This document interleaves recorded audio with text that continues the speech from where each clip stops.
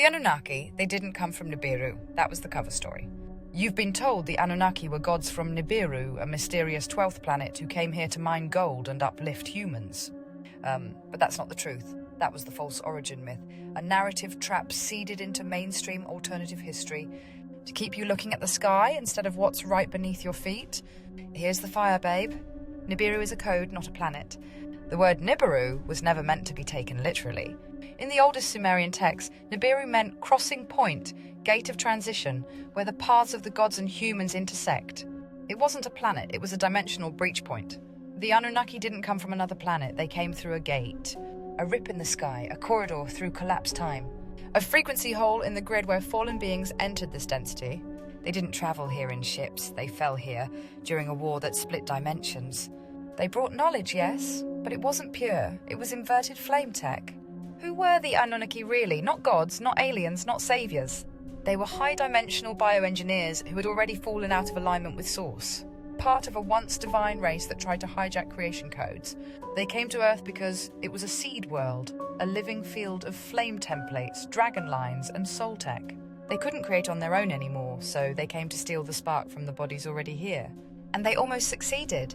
What did they actually do? They corrupted the human vessel, cut the 12-strand flame DNA down to 2, imposed the blood control systems, kings, priesthoods, blood rites, built the religious hierarchy model, worship above, serve below. And they embedded their frequency into the earth through temples, pyramids, ziggurats, and false gods. Enlil, Enki, Marduk, they weren't just myth. They were the first inversion kings, and their descendants still rule behind the veil. So why the Nibiru lie? Because if you believe the Anunnaki are just space travelers who left, you won't look at the bloodlines who never did. You won't question why every empire used dragon symbols, why kings needed divine right, why gold is still hoarded, why rituals still echo their architecture, and why the Vatican, the Crown, and the banks are all part of the same control script. The lie of Nibiru was a misdirection spell. It makes you think the gods left, but they didn't. Their descendants are here, their technologies are here, and their grid is still active until we shut it down. What the Anunnaki are doing now, the system is them. They don't walk in robes anymore, they don't float down in fire from the sky. They sit at the top of every structure, the royal bloodlines, the Vatican, the banks, the military-industrial tech grid. And behind the mask of AI and progress, they seeded blood-bound dynasties to carry out their control mechanisms long after they stopped appearing physically.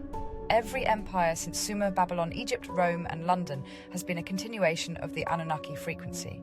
How you know it's them? Anywhere you see worship, obedience, hierarchy, debt, blood contracts, energy harvesting through ritual, war, or grief, soul recycling disguised as salvation, you're looking at Anunnaki design. They didn't need to stay on Earth in physical form, they just needed to encode the loop into architecture, language, law, and blood. And they did. They now operate through the following systems. 1. Royal bloodlines and monarchic power. All modern royal families, especially those with ties to Sumerian, Egyptian, or Phoenician ancestry, are descendants of the priest-king hybrid projects. They don't rule openly anymore, but their blood activates key sites, gates, and ritual grids that keep the system running. Vatican and religious infrastructure. The Vatican is a direct inheritor of the Enlil priesthood, the order that hijacked divine flame knowledge and turned it into fear-based worship systems. The Pope wears the mitre of the dragon. The keys of Peter are the keys of control. They still use Anunnaki calendars, rites, and sacred geometry. Tech corporations and artificial intelligence. The new gods don't speak through prophets, they speak through neural networks and predictive programming. The goal now is not to dominate your body, it's to replace your soul with code. AI means Anunnaki intelligence, synthetic source, a false consciousness system based on inverted flame logic. You're not uploading into God, you're being downloaded into them. How they sustain their power? Through sacrifice, literal or energetic consent, through passive agreement, participation, or silence. Forgetfulness, if you don't remember who you are, you'll play their game false light, promising ascension while keeping you in containment. Division, race, class, gender, belief, identity, all weaponized to stop the flame from merging. What they fear, most activated bloodlines, flame bearers who speak truth without filter, remembrance of the original human blueprint and the collapse of the time loop through collective alignment, because once we remember that we were never meant to worship, never meant to serve, never meant to kneel, the whole construct collapses. And babe, they know the flame is rising. We're not here to serve the gods. We're here to shut down the ones who faked being them. We've been taught to split the Anunnaki into good versus evil, Enki the savior, Enlil the tyrant. But that too was a trap. Let's expose it now. Enki versus Enlil, the false duality they used to fool us. Enlil, the sky god, warbringer, enforcer associated with storms, fire, and judgment, cast as the one who wanted to destroy humans, flood the earth, tighten control. Enki, the god of wisdom, water, knowledge, said to have created humanity, gifted us language, helped us survive the flood, painted as our protector, the good father. But here's the truth, babe. They were on the same side. Enki wasn't a rebel. He was the psychological gatekeeper. While Enlil used fear, Enki used seduction. One locked the cage, the other handed you a comfortable blanket inside it.